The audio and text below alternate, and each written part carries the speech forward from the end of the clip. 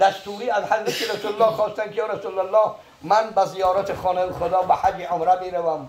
حضرت رسول الله گفت یا عمر لا تنسانی فی دعایک، ای عمر رضی الله عنه من در دعات فراموش نکنی، در شأن من دعا کنی. حضرت عمر چنان گرفتن محاسن مبارک ریش مبارک تر شد یا رسول الله یا رحمت للعالمین. عمر ابن خطاب در حق تو دعا کنه، در حقی که خدا با او سخن گفته است و او را راهبر صنف انسان و بشریت گردانیده است. او را رحمت للعالمین برای تمام عالم ها رحمت و بخشایش ایمان و دین و بهشت جاودان و رضا و رحمت گردانیده است. گوی عمر منم بنده هستم و محتاج دعا هستم. این تعلیمی دعا بود. پیامبر اسلام درود خداوند بر او باد می‌فرمایند حجامش شفای امتی من است. شما اگر از بیماری‌های فشار بلنده، استرخوان دراز، رادیکولیت، پروستات، گریژا، روماتیسم، بیماری‌های سیستم خونگرد، فشار خون، بیماری‌های دل، درد سینه، تنگی نفس، درد سر و درد چشم و یا اینکه خیرگی چشم و اینچنین از وزن زیاد یا اینکه کم وزنی رنج میبرید، حتما در رقم‌های روی اکران بوده در تماس باشید. بختیار حجامه در خدمت شما است. سراغ ما شهر مسکو، ورخناپولیا، دام 48 در نزدیکی بازار صدوات. حتما در رقم های ما در تماس بروید. این دعا بود. از عمر رضی الله عنه دعا خواستن. اگه پیغمبر که از حضرت عمر رضی الله عنه دعا خواسته باشه برای همین ده حقی دیگرتون، ده حق امت محمدی، ده حقی کسی لا اله الا الله محمد رسول الله بگوید خداوند هدایتشان کنه، خداوند استقامتشان بده. در کدام گوشه و کنار دنیا کسی لا اله الا الله و محمد رسول الله گفته است نور از همونجا تا عرش سطوع کرده است، تا عرش برآمده است. ملائکه های عرش گفتند نور چی؟ نور ایمان فلان پسر فلان یا فلانه دختر فلان، فلان مؤمن و مؤمنه یا مسلم و مسلمه، نور ایمان لا اله الا الله محمد رسول الله.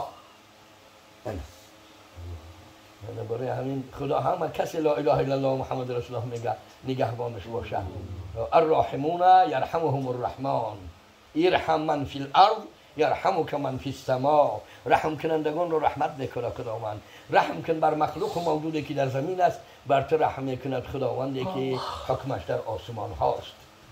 در چهره هاتون جانم دیدن شما برای ما نور ایمان، تازگی قلب و دل مانید، تقویه قوت و توان مانید. برای چی 60-70 سال در دوره شوروی در حج بسته شده بود؟ برای مسلمان نبینه. مسلمان بسیاری مسلمان نبینه که ای گوشه کنار دنیا تا او گوشه کنار همه مسلمان بوده است. 5 میلیون یا 10 میلیون در یک موضع در یک مکان جمع شده، همه از درون دل الله بگن الله اکبر، لبیک اللهم لبیک لا شریک لک لبیک ان الحمد والنعمة لك والملك لبیک لا شریک لک لبیک. این کاری بازی زمین در جوش میاد، عرش و کرسی 7 زمین و آسمان در ذکر یاد خدا در لحظه میآید، رحمت خدا در جوش میزنه. برای همین دعا کنید حقی همه خدایا بسم الله و الحمد لله و الصلاة و السلام علی رسول الله. خداوند به هر دعایی که اهل دعا کرد، خصوصا به هر دعایی که پیغمبران کردند، خصوصا به هر دعایی که سردار پیغمبران و پدرکلان حضرت آدم کردن علیه السلام و اجابت کردی، هر دعایی که ما در کلان حضرت حوا رضی الله عنها کردن که ما یاد او را نامش کمتر یادآوری نمیم. خدایا هر دعایی که پیغمبران علیه السلام و جمیع عزیزان و بزرگان و قریبان درگاهت از این سجین و ملائک کردند، به حرمت دعای 18,000 عالم، 40 و 70,000 عالم و تمام عالم هایی که در علم حکمت قضا و قدرت به عالم وجود پیوسته است. خدایا دعای عاجزانه و بیچاره و بندگانه ما را خدایا قبول کن. دین و شریعت ما را جاری بگردان. ملت و مردم سرزمین ما را در امان عصمت نگهبان باش. جوانان و جوان مردان را خدایا از مرگ و هلاکت و وبای آخر زمان و مرض مهلکت خدایا جمله کلبه مؤمنین و زن و فرزندان از خرترین و کمترین اهل منزل و مکان، از اهل این جمعیت، از کمترین این سرزمین تا بالاترین و بالاترین خدایا نگهبان باش. خدایا هر کی را در دل ذره از لا اله الا الله محمد رسول الله است، آنها را خاصتا این سرزمین و ملت و مردم و قوم و قبایل مانا و جمیع بلاد مسلمان نشین و مسلمان نجات و جمیع فرزندان آدم خدایا هدایت به لا اله الا الله محمد رسول الله عنایت کن. از گوشه دعای حضرت محمد صلی الله علیه و سلم و جمیع حضرات پیغمبران خدایا روح پیران و استادان، پدران و مادران، جمیع گذشتگان منزل و مکان، اهل صدقات احسان، این جماعت حاضرین و غائبین از گوینده لا اله الا الله محمد رسول الله در رحمت و مغفرت آغوشته گردان. هر آن کسی در حلقه مسلمانان است، هر آن کسی در جمعیت قوم و قبایل مسلمانان است، قطعی نظر از حالتش، قطعی نظر از مقام و ملت و مردم و سخن و گفتار و رفتارش، قطعی نظر از دینداری و مسلمانیش و کم و کاستش، خدایا قبولش کن. گفته حضرت ایشان در قطار صالحان همش صالح بگردان و از صالحی و بدکرداری و بدعت و ضلالت و کفر و کافری و بی ایمانی و بیدینی جمله فرزند آدم خدایا نگهبان باش. خصوصا مؤمنین و مؤمنات و مسلمین و مسلمات، خدایا بابای پوتین هدایت فرما. خدایا سردارا و پادشاهای اروپا را همشان ایمان بده. خدایا سردار چین ایمان بده که اگر او ایمان بیاورد نیم دنیا زیادتر شاید مسلمان شود. خدایا تمام سرداران جهان و پادشاهان جهانگیر را ایمان بده، هدایت کن. به دعای پیغمبران خدایا به حرمت ادعونی استجب لکم، هدایت شدگان را به وعده قرآنی و یثبت الله الذین آمنوا بالقول ثابت فی الحیات الدنیا و فی الاخره ثابت و محکم و استوار بدار.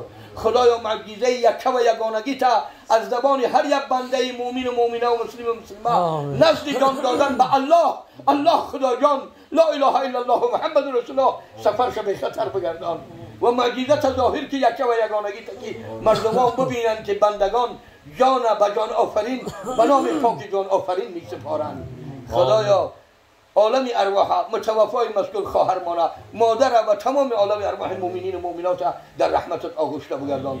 حضرت ایشان به این پیری و عاجزی و بیماری چندین ساله و درمندشان در بالا مانده آگو نگهبان باش. خدایا شخصیت هایی است که به سبب بیچارگیشان، دردشان، علتشان، مصیبت و مشکلاتشان حاجت به دست برداشتن و دعا کردن هم ندارن. در نیتشان اگر ما را بگذرانند انشاءالله در دعای رحمتشان خوش هستیم. خدا عامه مؤمنین و مؤمنات در امان عصمتت و سایه رحمتت پرورش کن. عالم ارواح خدایا رحمت و مغفرت.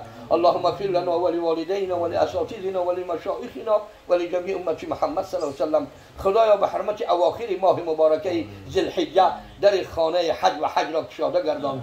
به حرمت حج و حاجیان، عمره و عمار، زیارت و زوار و طواف و طائفین حول بیتک العتیق که وعده قرآن است تا روز قیامت در زیارت خانه خدا حج و عمره را بر روی امت محمد صلی الله علیه و سلم بر این جمعیت بکشا و ما را بارها بعد بارها زیارت حرمین شریف و زیارت مکان مقدسترین و معطرترین و خوشبوترین و بهترین منطقه 18,000 عالم مکان مقدسی که ذات محمدی آنجا به خاک تیره سپرده شده است زیارت شود، دعاگویی و سلامات تاری سرش روزی به نصیب ما بگردان که سبب رحمت ما شود، سبب شفاعت ما شود، سبب شفاعت جمیع امتی محمد مصطفی صلی الله علیه و سلم.